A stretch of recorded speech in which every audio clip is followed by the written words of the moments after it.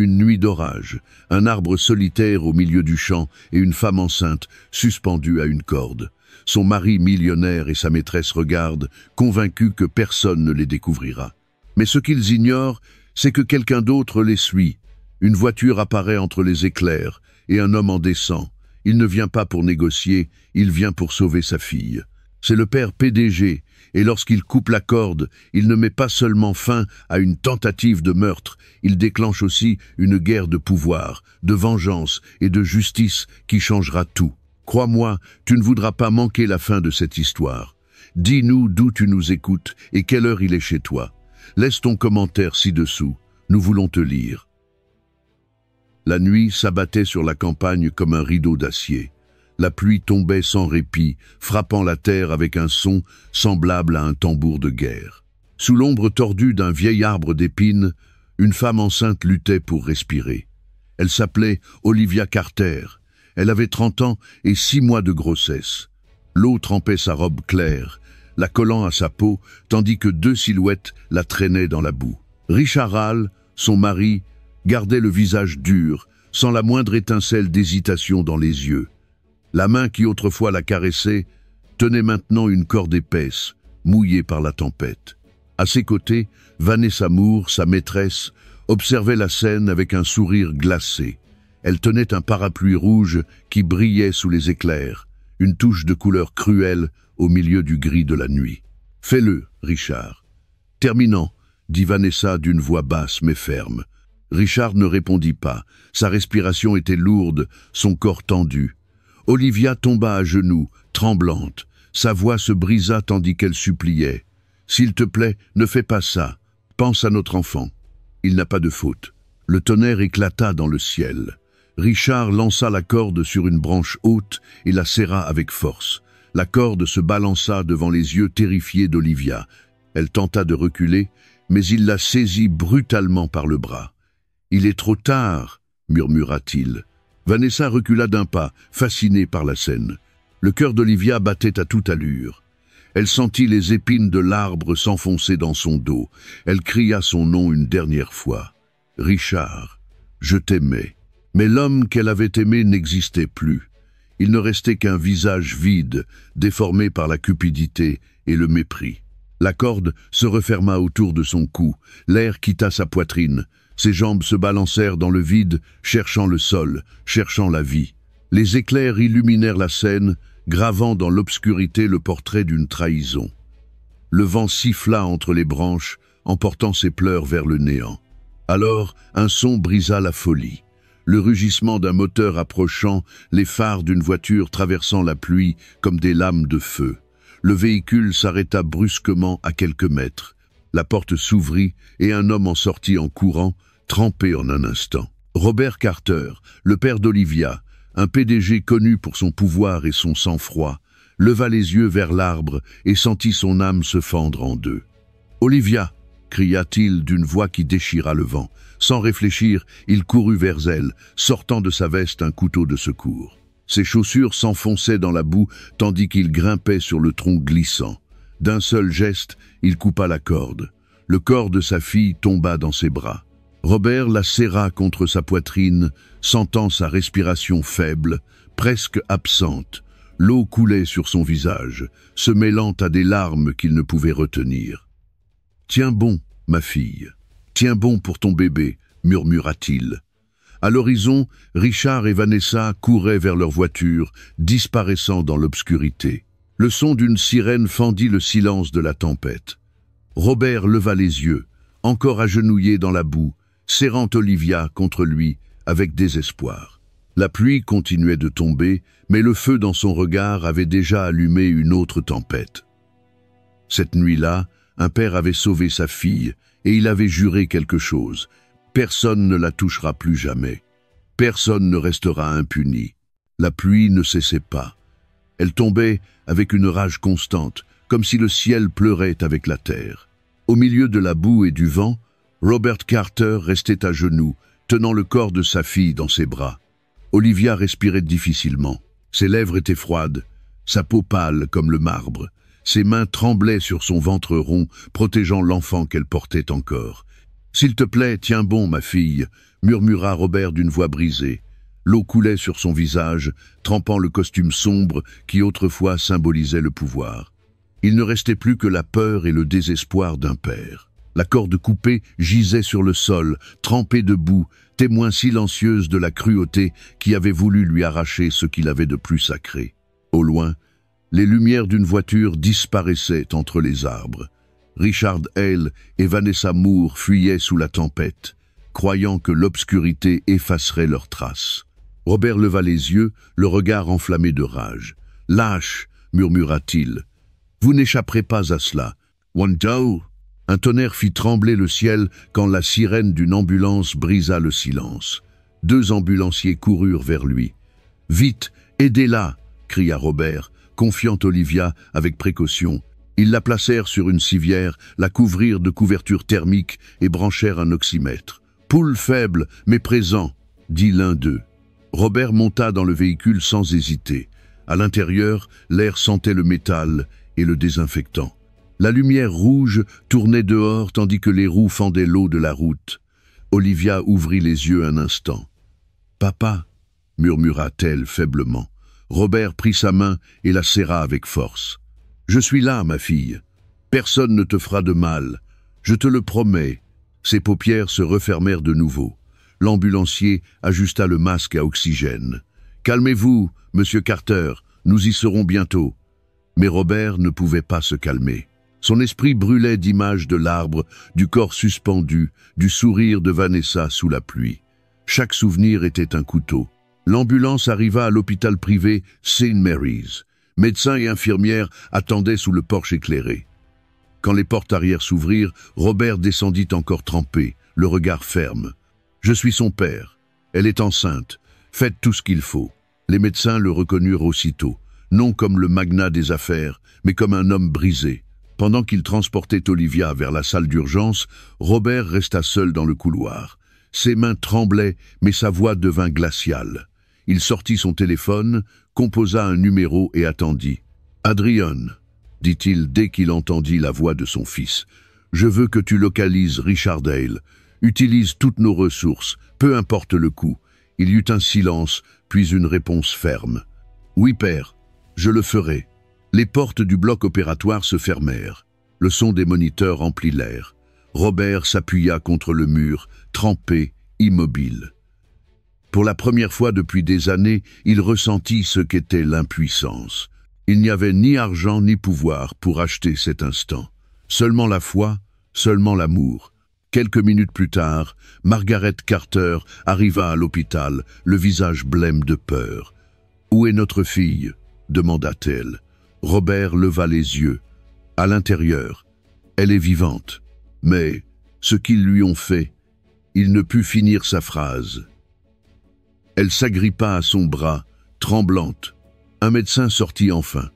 Le bébé est stable, elle aussi. C'est un miracle. Robert ferma les yeux et respira pour la première fois depuis des heures. Il marcha jusqu'à la fenêtre. Dehors, la tempête commençait à s'apaiser. Mais en lui, un autre type de tempête venait de naître. En regardant les gouttes glisser sur la vitre, il prononça à voix basse les mots qui scelleraient son destin. « J'ai promis de te protéger, Olivia. Maintenant je jure qu'ils paieront. Pas avec des larmes, mais avec la vérité et la justice. » Cette nuit-là, la corde fut coupée, mais la vengeance venait de naître. Le lendemain matin se leva gris et silencieux. L'hôpital St. Mary's sentait le désinfectant et l'espoir. Dans la chambre 304, Olivia Carter reposait immobile, entourée de machines qui réglaient le rythme lent de sa respiration. La lumière tamisée filtrait à travers les stores, dessinant des ombres sur son visage pâle. À côté du lit, Margaret Carter tenait la main de sa fille, les yeux gonflés d'avoir trop pleuré. À la porte, Robert Carter restait debout, observant sans dire un mot. Cet homme, habitué à signer des contrats de millions et à diriger des corporations, affrontait la seule bataille qu'il ne pouvait pas acheter avec de l'argent. La vision de sa fille dans cet état lui transperçait l'âme comme une lance. Le docteur Lawrence entra d'un pas calme. « Monsieur Carter, votre fille n'est plus en danger immédiat, le bébé non plus, Mais ils auront besoin d'une surveillance constante. Elle a subi un traumatisme physique et émotionnel sévère. Robert acquiesça lentement, il ne dit rien. Il s'approcha simplement du lit et caressa les cheveux d'Olivia, encore humides à cause de la tempête. « Papa !» murmura-t-elle dans son sommeil. Robert se pencha, sa voix trembla en répondant « Je suis là, ma fille. C'est fini. Tu es en sécurité. » Ces mots semblèrent l'apaiser. Sa respiration devint plus douce, mais dans les yeux de l'homme, derrière la tendresse, brûlait quelque chose de plus profond. C'était le feu d'une colère contenue. Margaret rompit le silence. « Robert, tu dois laisser la police s'en charger. Tu ne peux pas en faire une guerre personnelle. » Il se tourna lentement vers elle. « C'est déjà personnel. Ils ont tenté d'assassiner notre fille. Il n'y a pas de guerre plus mienne que celle-ci. » Sa voix était basse, mais chaque syllabe pesait comme une pierre. Quand Margaret sortit pour parler au médecin, Robert sortit de la poche intérieure de son manteau un petit carnet trempé. À l'intérieur se trouvait la corde coupée, enveloppée dans du plastique. Il l'avait gardée comme preuve et comme souvenir. Il la regarda quelques secondes, puis referma le carnet d'un geste ferme. « Si la justice n'agit pas, je le ferai moi-même », murmura-t-il. Quelques heures plus tard, Adrian Carter, son fils aîné, entra dans la chambre. « Père, nous avons déjà des informations. Richard Hall et Vanessa Moore ont quitté la ville cette nuit. La police a lancé un avis de recherche, mais ils ne les ont pas encore localisés. » Robert se tourna vers lui, les yeux pleins de feu. « Alors fais bouger les choses. Trouve-les avant que la presse ne le fasse. Cette affaire ne restera pas dans le silence. » Adrian hocha la tête avec fermeté. « Je le ferai. » Alors que la nuit tombait sur la ville, Robert resta près de la fenêtre de l'hôpital. Il regardait les lumières lointaines sans vraiment les voir. Dans son esprit, la scène de l'arbre se répétait encore et encore. La corde, le corps suspendu, le cri étouffé. Chaque souvenir nourrissait une seule idée. Ce n'était pas de la vengeance, c'était de la justice. À 10 heures, Clara Benson, son avocate personnelle, arriva à l'hôpital. Elle portait une mallette remplie de documents. « Monsieur Carter, je peux déposer la plainte officielle demain, mais ce sera compliqué. Richard Hall a de l'argent, des relations, des avocats. » Robert l'interrompit. « Et moi, j'ai la vérité, et un motif plus puissant que n'importe quelle fortune. Ils ont tenté d'assassiner ma fille enceinte. Je ne me reposerai pas tant qu'ils n'auront pas payé. » Clara le regarda quelques secondes en silence, puis répondit d'une voix ferme. « Alors nous le ferons à votre manière. » Quand l'horloge sonna minuit, Olivia dormait paisiblement. Robert se pencha sur elle, embrassa son front et parla doucement. « Je t'ai promis de te protéger quand tu es né. J'ai échoué une fois, mais je n'échouerai plus. » Dehors, la pluie avait cessé, mais l'écho de la tempête résonnait encore dans le cœur d'un père qui venait de faire un serment. À partir de cette nuit, Robert Carter cessa d'être seulement un homme d'affaires. Il devint un homme avec une mission. Détruire, par la loi ou par son pouvoir, ceux qui avaient voulu lui arracher sa fille et son petit-fils. Avant la nuit de la tempête, la vie d'Olivia Carter semblait paisible. Elle avait quitté son emploi d'infirmière pour se consacrer à son foyer, convaincue que l'amour suffisait à tout. Son mari, Richard Hall, était un homme d'affaires charismatique, admiré par la presse et respecté par ses partenaires. Pendant les premières années de leur mariage, il la couvrit d'attention et de promesses. Des fleurs chaque semaine, des dîners élégants, des voyages improvisés. Olivia croyait avoir trouvé l'homme de ses rêves. Mais le charme se brisa lentement, comme un cristal sous pression. Tout commença par de petites choses. Richard vérifiait son téléphone, questionnait ses appels, lui demandait de ne pas sortir sans le prévenir. « Je veux seulement te protéger », disait-il avec un sourire.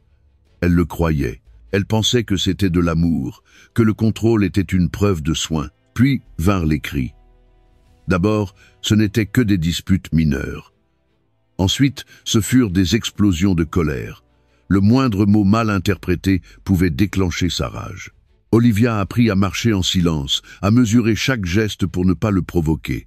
Elle se regardait dans le miroir et reconnaissait à peine la femme qu'elle était. Cette jeune femme joyeuse et confiante était devenue une ombre apeurée dans une maison pleine de luxe. Quand elle tomba enceinte, elle pensa que tout changerait. Elle croyait que le bébé pourrait ramener l'homme qu'elle avait aimé. Mais ce fut l'inverse. Richard commença à la voir comme un obstacle. Son attention se détourna vers les affaires et vers une femme entrée dans son bureau quelques mois plus tôt, une assistante ambitieuse nommée Vanessa Moore. Vanessa était tout ce qu'Olivia ne pouvait pas être à ce moment-là. Élégante, provocante, toujours habillée pour séduire. Dès la première fois qu'elle la vit, Olivia sentit un malaise qu'elle ne sut pas expliquer. Bientôt, les soupçons devinrent des certitudes. Des parfums étrangers sur la chemise de son mari, des appels nocturnes, des voyages soudains. Quand elle osa le confronter, Richard ne nia rien. Il sourit avec arrogance. « Tu ne comprends plus mon monde. » Vanessa, elle, le comprend. Ce jour-là, quelque chose se brisa en elle. Elle cessa de discuter, cessa d'espérer. Elle se réfugia dans le silence, dans la petite pièce où elle préparait le berceau du bébé. Chaque nuit, elle parlait à son enfant dans son ventre. « Tu seras fort. Tu ne connaîtras pas la peur », murmurait-elle en pleurant. C'était sa manière de résister. Les voisins commencèrent à remarquer les ecchymoses. Certains amis cessèrent de lui rendre visite. La honte pesait plus lourd que la douleur. Dans son esprit, tout restait de sa faute. Elle pensait que si elle était plus patiente, plus docile, Richard changerait. Mais la violence ne connaît pas le repentir. Elle avance jusqu'à détruire tout ce qu'elle touche. Un après-midi, alors qu'elle nettoyait le bureau de son mari, elle trouva un document parmi les papiers. C'était une police d'assurance-vie à son nom. La bénéficiaire était Vanessa Moore. Ses mains tremblaient, son cœur battait à tout rompre. Elle comprit alors que sa vie n'était plus seulement un enfer émotionnel. C'était un piège mortel. Elle tenta de fuir. Elle appela sa mère, mais raccrocha avant de parler. Elle ne voulait pas l'inquiéter. Elle garda le silence, attendant un moment propice qui ne vint jamais. Cette même semaine, Richard lui proposa une promenade hors de la ville. Il dit qu'il devait parler, tout clarifier. Olivia voulut le croire une dernière fois. Elle ne savait pas que ce voyage serait une embuscade. Alors que la voiture quittait Londres, les premières gouttes de pluie frappaient le pare-brise. Olivia regarda son reflet dans la vitre. Elle n'y vit pas la peur, mais la résignation. Quelque chose en elle savait que cette nuit serait décisive. Et elle le fut. L'amour qui autrefois la soutenait s'était transformé en chaîne prête à l'étouffer. L'arbre d'épines qui l'attendait au bout du chemin n'était pas un hasard. C'était le symbole de l'enfer que Richard et Vanessa avaient construit pour elle. Un enfer dont seul un miracle, ou un père déterminé, pouvait la sauver. À l'aube où Olivia Carter fut ramenée chez elle, l'hôpital retrouva enfin son silence. Mais pour Robert Carter, cette nuit marquait le début d'une nouvelle bataille. Il n'était plus le directeur d'une corporation traitant des affaires de millions, mais un père qui avait vu sa fille suspendue à une corde. Depuis son bureau, éclairé seulement par une lampe, il examinait les premiers rapports. Il avait convoqué son fils Adrian, vice-président du groupe familial, et son avocate de confiance, Clara Benson. Personne n'osait l'interrompre. Robert observait les photographies de l'arbre prises par un détective privé sur les lieux du crime. Les branches, la corde coupée, le sol couvert d'empreintes. Tout cela formait une preuve silencieuse d'une vérité cruelle. Il referma le dossier avec une rage contenue et dit d'une voix ferme. Ce n'était pas un geste impulsif, c'était un plan. Wow. Clara Benson, assise en face de lui, ouvrit sa mallette. J'ai examiné les mouvements financiers de Richard Hall. Il y a des transferts suspects vers un compte au nom de Vanessa Moore. Il existe aussi un document récent que nous devons étudier. Elle tendit une feuille plastifiée. Robert la prit. Ses yeux se durcirent en lisant le titre. C'était une police d'assurance-vie. Le nom d'Olivia figurait comme assuré. Le bénéficiaire était Vanessa. « Mon Dieu !» murmura Margaret Carter, qui venait d'entrer avec une tasse de café tremblante. Il voulait la tuer pour de l'argent. Robert leva les yeux, et pour la première fois depuis longtemps, sa voix se brisa. Il ne voulait pas seulement l'argent, il voulait effacer son existence, la réduire à une signature sur un papier. Adrian marchait de long en large dans le bureau. Père, si cela devient public, la presse s'emparera de l'histoire. Mais si nous gérons bien les choses, nous pouvons contrôler le récit. Ethan Brooks me doit une faveur. Robert acquiesça. Appelle-le, je veux des preuves vérifiables avant l'aube. Pas de rumeurs. Je veux la vérité enregistrée, documentée et juridiquement irréfutable. Pendant qu'Adrien sortait pour coordonner avec le journaliste, Robert s'adossa à sa chaise et ferma les yeux un instant. Il se rappela Olivia enfant, courant dans les couloirs de la maison familiale, riant sans peur. « Je ne peux pas permettre que l'obscurité la dévore à nouveau », pensa-t-il. Clara reprit la parole. « Nous devons agir vite. Richard a des contacts dans le gouvernement et des avocats puissants. S'il se doute que nous enquêtons, il transférera son argent à l'étranger. » Robert ouvrit les yeux. « Alors, ne lui laissons pas le temps. » Son ton ne laissait aucun doute. « Préparez un mandat. Si la loi hésite, la force de mon nom la fera avancer. » Dans les heures suivantes, son équipe de sécurité traça la localisation de Richard. Ils découvrirent qu'il avait réservé un vol privé à destination de Zurich. Robert serra le téléphone. Il ne quittera pas le pays. Bloquez ses autorisations. Contactez l'inspecteur Hill.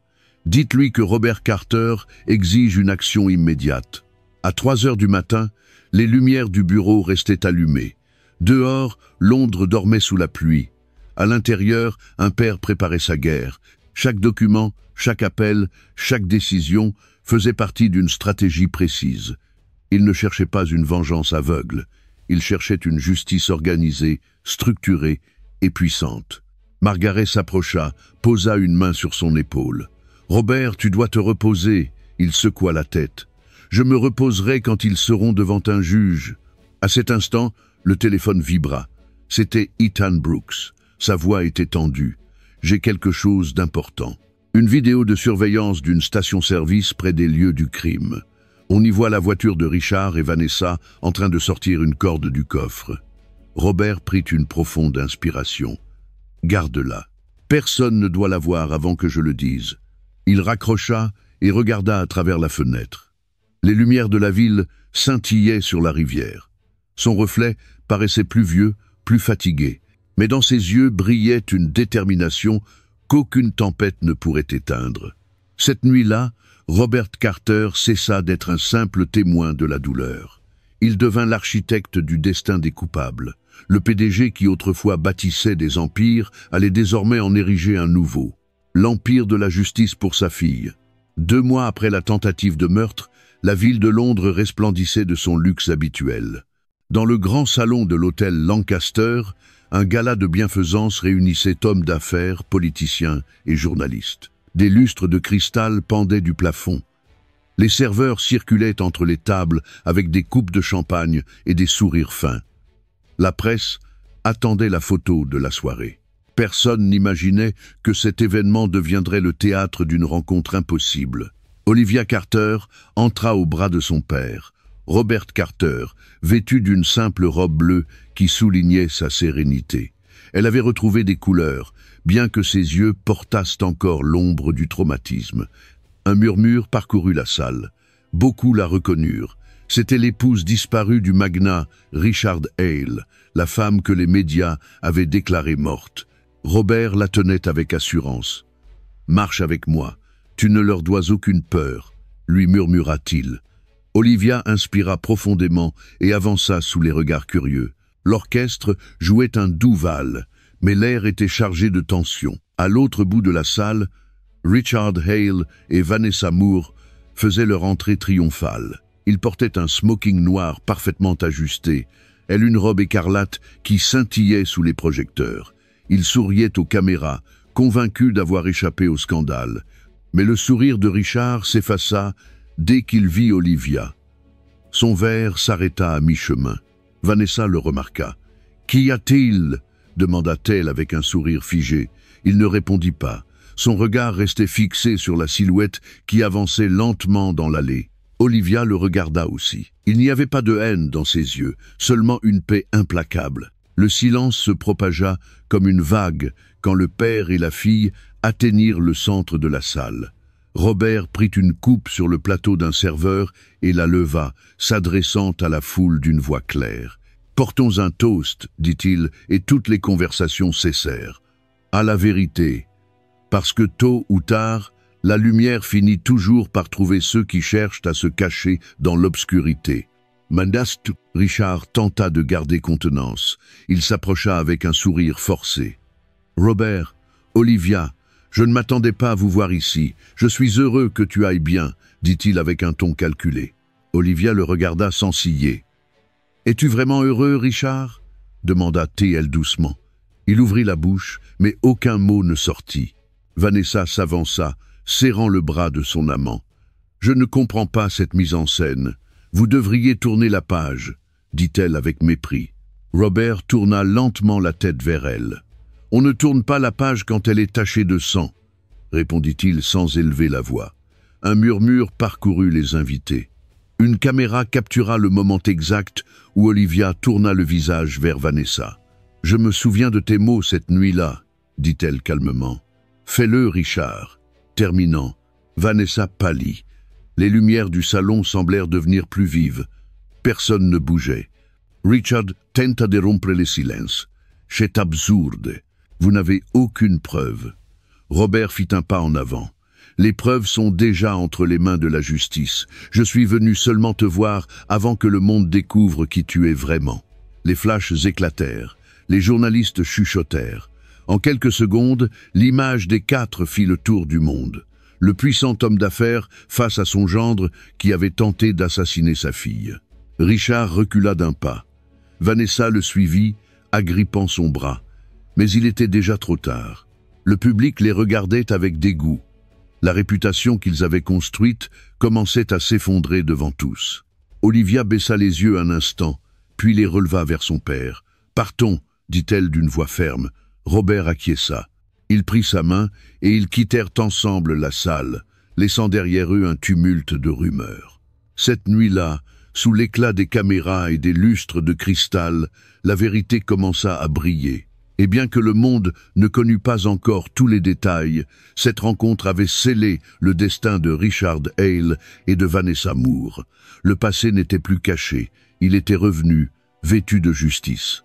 Le lendemain matin de l'événement à l'hôtel, Londres se réveilla en plein scandale. Les journaux, les chaînes de télévision et les portails numériques affichaient le même titre. Le magnat Richard Hale et sa maîtresse Vanessa Moore sous enquête pour tentative d'homicide. Les images de la veille montraient Robert Carter et Olivia face à eux, entourés de flashs et de caméras. La vidéo devint virale en quelques heures. La société qui autrefois les admirait exigeait désormais des réponses. Dans le grenier de sa résidence, Robert regardait les informations avec calme. À ses côtés, Clara Benson, son avocate, parcourait les documents qu'Ethan Brooks, le journaliste, avait livrés à l'aube. « Les preuves sont solides », dit Clara. « Les mouvements bancaires montrent des transferts directs des comptes de Richard vers Vanessa. Et voici la police d'assurance signée par les deux. » Robert acquiesça. « Le moment est venu. Je veux que le parquet reçoive tout aujourd'hui même. » Hongzing. Ethan, les yeux fatigués mais pleins de détermination, ajouta. « J'ai aussi une vidéo d'une station-service à la sortie de Surrey.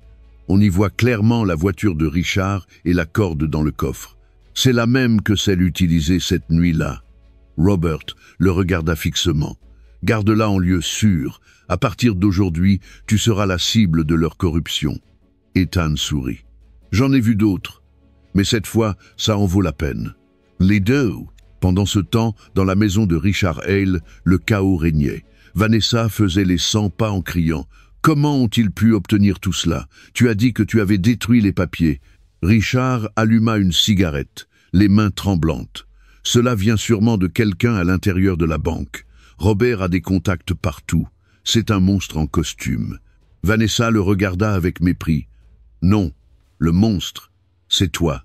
Si tu ne m'avais pas mêlé à tout ça, je serais encore intouchable. » La conversation se termina en cris. Dehors, journalistes et photographes encerclaient l'entrée du manoir.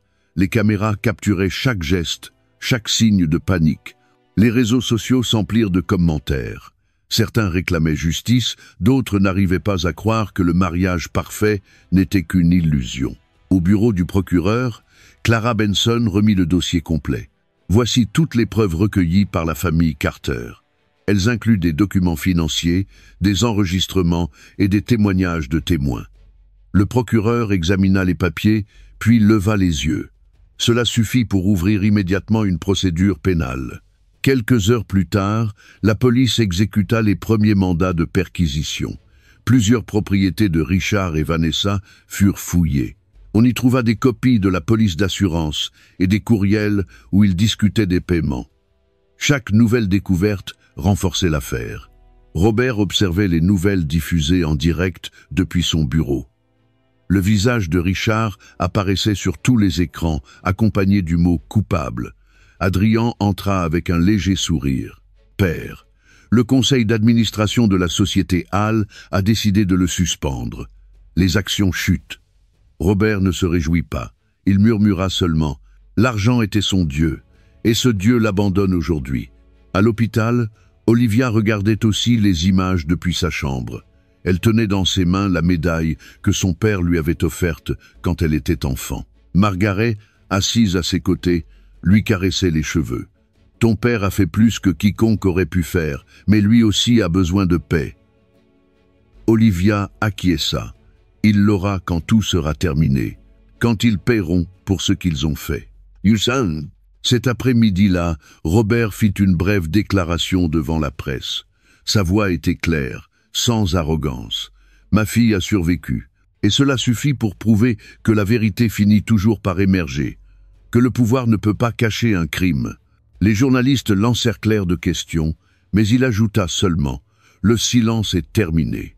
Cette phrase se répandit dans les médias comme une traînée de feu.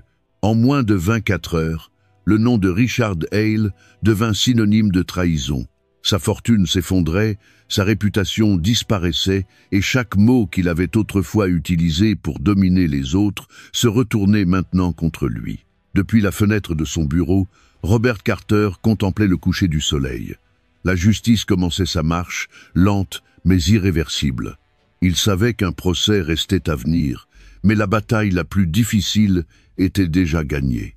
Le secret avait été révélé, et avec lui, la chute de deux coupables qui croyaient que l'obscurité durerait toujours.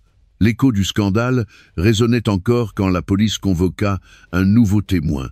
C'était Linda Parker, une infirmière de l'hôpital où Olivia avait été soignée des mois auparavant. Elle était restée silencieuse par peur, mais maintenant elle était prête à parler. Dans une petite salle d'interrogatoire, les mains entrelacées, elle raconta tout ce qu'elle savait. « J'ai vu Richard Hale entrer à l'hôpital une nuit, furieux. Je l'ai entendu menacer sa femme. Il lui a dit que si elle parlait, personne ne la reverrait jamais. » Les agents prirent des notes. C'était la pièce manquante du puzzle. Ce même matin, Clara Benson retrouva Robert Carter dans le bureau familial. Sur la table reposaient des documents, des enregistrements et une déclaration écrite par Linda. Clara sourit avec assurance. « Nous avons enfin la voix qu'il manquait. Il n'y a plus d'échappatoire pour eux. » Robert, sans détourner le regard de la fenêtre, répondit « Alors il est temps de le rendre public. Je veux que le monde entende ceux qui ont vu l'horreur. » Quelques heures plus tard, la famille Carter convoqua une conférence de presse devant le palais de justice de Londres. Les marches étaient remplies de journalistes. Olivia, encore fragile mais décidée, apparut aux côtés de son père. À côté d'elle, Clara tenait une chemise marquée du sceau du parquet. Robert prit le micro. Sa voix résonna parmi les murmures. « Je ne parle pas seulement comme homme d'affaires, mais comme père. Un père qui a vu sa fille pendue à une corde. Un père qui a juré que les coupables ne dormiraient plus en paix. » Les flashs crépitèrent. Robert continua. « Aujourd'hui, nous présentons de nouvelles preuves. Parmi elles, la confession d'un témoin clé. Madame Linda Parker, ici présente, qui risque son emploi et sa sécurité pour la vérité. » Les applaudissements emplirent l'air, tandis que Linda s'avançait d'un pas hésitant. Sa voix était douce mais ferme. « Je ne peux plus me taire. J'ai vu la peur dans les yeux d'Olivia. J'ai vu la violence cachée derrière l'argent. Il est temps que tout le monde le sache. » Le silence qui suivit fut total. Les journalistes pointaient leurs micros. Robert conclut: « Je ne cherche pas la vengeance, je cherche la justice. Mais si la justice hésite, alors la vérité parlera plus fort. » Puis il quitta le pupitre et prit la main de sa fille. Les caméras capturèrent le geste. En quelques minutes, la nouvelle se propagea dans tout le pays. De l'autre côté de la ville, Richard Hale regardait la conférence depuis son bureau. Son visage était déformé par la colère. Il frappa la table. Ce n'est pas possible, tout était parfait. Personne ne devait savoir. Vanessa Moore, assise à quelques mètres, le regardait avec inquiétude. Robert Carter est plus dangereux que nous ne pensions. Il utilise la force de son nom pour nous détruire. Richard se retourna vers elle, le visage tordu de rage. « C'est toi qui m'as poussé à faire ça. » Vanessa se leva, les yeux humides. « Non, c'est toi. Moi, je t'ai seulement montré le chemin. Evil. » Pendant ce temps, sur les réseaux sociaux, les gens saluaient le courage de Linda et le discours de Robert. Des milliers de messages réclamaient la prison pour Richard et Vanessa. La pression médiatique devint si forte que le parquet dut accélérer la procédure. Ce soir-là, Olivia et son père dînèrent en silence. Margaret les regardait avec fierté. « Aujourd'hui, tu as fait un pas de plus vers la vérité, » dit-elle doucement. Robert posa ses couverts et répondit: « Ce n'était pas un pas, c'était une déclaration de guerre. » Dehors, la ville brillait de néons, mais dans le cœur de la famille Carter brûlait une autre lumière, plus pure et plus forte. C'était la flamme de la détermination. Les ennemis pouvaient fuir, pouvaient nier, mais ils ne pouvaient plus se cacher. Aux journaux télévisés, les mots de Robert étaient répétés encore et encore. Le silence est terminé. Cette phrase devint le symbole d'un combat qui n'appartenait plus seulement à un père et à sa fille. C'était la voix de tous ceux qu'on avait réduits au silence. Et tandis que le monde observait, Robert Carter savait que l'heure du jugement approchait. L'aube du jour du procès enveloppait Londres d'un ciel gris. Devant les portes de la haute cour, une foule attendait. Des caméras, des journalistes et des curieux s'entassaient pour assister à ce qui était déjà considéré comme le procès le plus médiatisé de l'année. À l'intérieur, dans une vaste salle silencieuse, Richard Hale et Vanessa Moore occupaient le banc des accusés. Face à eux, Olivia Carter, accompagnée de son père Robert Carter et de son avocate Clara Benson, se préparait à affronter la vérité. Le juge Anderson entra et le murmure cessa. Sa voix grave emplit la salle. Ce tribunal examinera les preuves présentées par le parquet concernant la tentative d'homicide, la fraude et la conspiration. Richard serra les poings. Vanessa évita son regard. L'air était lourd de tension. Clara se leva, posa ses documents sur la table et commença son exposé. Honorable membre du jury, aujourd'hui, il ne s'agit pas seulement d'argent ni de pouvoir. Il s'agit d'une femme qui a cru en son mari et a été trahie de la manière la plus cruelle.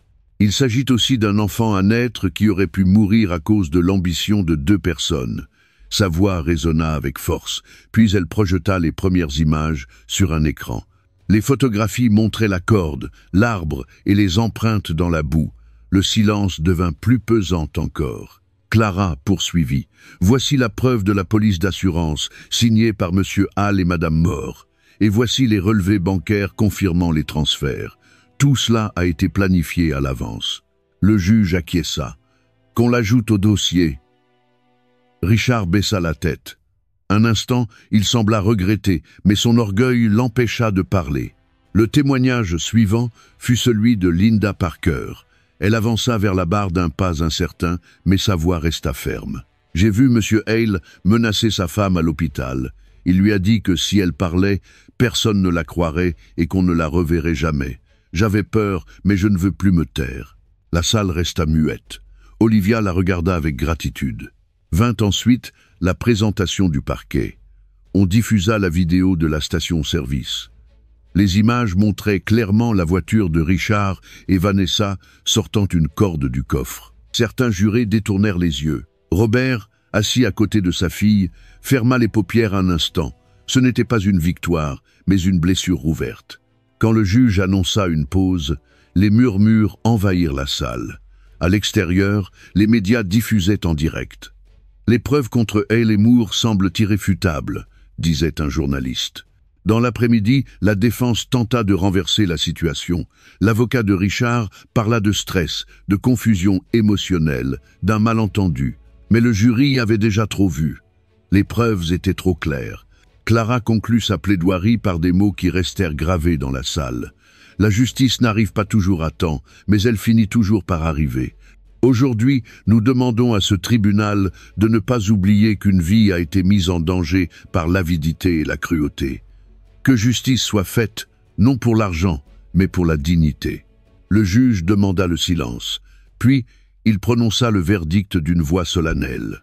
Le tribunal déclare Richard Hale et Vanessa Moore coupables de tentative d'homicide et de fraude aggravée. La sentence sera la réclusion à perpétuité pour M. Hale et 25 ans pour Mme Moore. Le murmure se transforma en applaudissements. Olivia respira profondément, les larmes aux yeux. Robert prit sa main et la serra. « C'est fini, ma fille, » dit-il à voix basse. Les gardes passèrent les menottes aux accusés. Vanessa pleurait. Richard restait immobile, le regard vide. Les flashs des caméras capturèrent chaque instant. Dehors, la foule exultait. Lorsqu'ils sortirent du tribunal, le soleil perçait timidement les nuages. Robert leva les yeux vers le ciel et murmura. La vérité triomphe toujours. Olivia le prit dans ses bras. Pour la première fois depuis cette nuit sous la pluie, elle sentit le poids disparaître. La justice avait parlé. Et sous cette lumière, le passé sombre commençait enfin à s'effacer. 1 an après le procès, Londres s'éveillait sous un soleil paisible. L'hiver était terminé et les arbres du parc en face de l'hôpital reprenaient des couleurs. Dans la chambre 207, Olivia Carter tenait dans ses bras son nouveau-né, Noah. Le petit dormait tranquillement, le poing fermé sur une couverture blanche. À ses côtés, sa mère le regardait avec un sourire fatigué mais plein de paix. Elle avait survécu à la douleur, à la peur et à l'obscurité. La porte s'ouvrit doucement. Robert Carter entra lentement, une boîte de fleurs à la main. Ses cheveux gris brillaient sous la lumière de midi. Il s'approcha du lit et observa l'enfant. Pendant quelques secondes, il ne dit rien, le regard attendri. « Il a tes yeux, » murmura-t-il enfin. Olivia sourit. « Et ta sérénité, papa ?» Margaret entra derrière lui, portant un thermos de thé. Elle posa une main sur l'épaule de son mari. « Aujourd'hui, c'est un nouveau départ, » dit-elle doucement. Robert acquiesça. « Oui, mais il n'a pas été gratuit. Chaque larme nous a conduits jusqu'ici. » L'atmosphère de l'hôpital était différente. Il n'y avait plus d'urgence ni de peur, seulement un sentiment d'apaisement. Robert s'assit à côté de sa fille. « As-tu pensé à ce que tu feras maintenant ?» demanda-t-il. Olivia le regarda, caressant les cheveux de son bébé. « Je vais vivre, papa, sans peur. Je vais élever Noah avec amour et force. Je veux qu'il connaisse la vérité, mais qu'il sache aussi que la justice existe. » Robert baissa les yeux. « La justice existe parce que nous nous sommes battus pour elle. Si nous avions gardé le silence, il serait encore libre. » Olivia prit sa main. « C'est toi qui m'as donné le courage. Si tu n'étais pas arrivé cette nuit-là, ni mon fils ni moi ne serions ici. » Ces mots firent couler une larme sur le visage de l'homme le plus puissant de la ville. « Ce n'était pas du courage, » répondit-il, « c'était de l'amour. » Dans les semaines suivantes, la famille Carter commença à reconstruire sa vie. Les entreprises de Robert retrouvèrent leur prospérité, mais il assistait à moins de réunions. Il passait plus de temps avec son petit-fils. Il se promenait avec lui dans le jardin et lui racontait des histoires sur la force de la vérité. Parfois, Olivia les observait depuis la fenêtre et sentait que le cercle de la vie s'était refermé. L'affaire Richard Hale et Vanessa Moore resta gravée dans la mémoire collective. Les journaux en parlaient comme d'un symbole de chute morale. Richard purgeait sa peine dans une prison de haute sécurité. Vanessa avait tenté de faire appel, sans succès. Tous deux n'étaient plus que des ombres d'eux-mêmes. Un jour, Olivia se rendit au cimetière où reposaient ses grands-parents. Elle portait Noah dans ses bras et déposa un bouquet de lys blanc. Le vent faisait doucement bouger les feuilles. Elle parla à voix basse. « J'ai survécu. Mon fils est en sécurité. Papa a tenu sa promesse. » Elle leva les yeux vers le ciel où les nuages brillaient de reflets dorés. « Et moi aussi, je tiens la mienne. je vivrai sans peur. L'après-midi, la famille se réunit dans la maison principale. Adriane avait préparé un repas simple. Tous portèrent un toast à la vie. Robert leva son verre et dit « L'obscurité ne disparaît pas d'elle-même. Il faut quelqu'un pour allumer la lumière. » Cette famille a allumé la sienne. Les applaudissements emplirent la salle à manger. Cette nuit-là, Olivia coucha Noah et s'assit près de la fenêtre. Dehors, la ville brillait. Elle se rappela la pluie, l'arbre, la corde, le cri de son père. Chaque image demeurait, mais ne faisait plus mal. Elle faisait désormais partie de sa force. Robert l'observa depuis la porte. « À quoi penses-tu, ma fille ?» Elle répondit sans se retourner. « À la façon dont la vie nous redonne une chance quand on apprend à ne pas abandonner. » Il sourit. « Alors, saisis-la, le passé ne commande plus. » Dans le silence de la maison, l'horloge sonna minuit. Olivia se leva, embrassa son fils endormi et éteignit la lumière. L'histoire était terminée.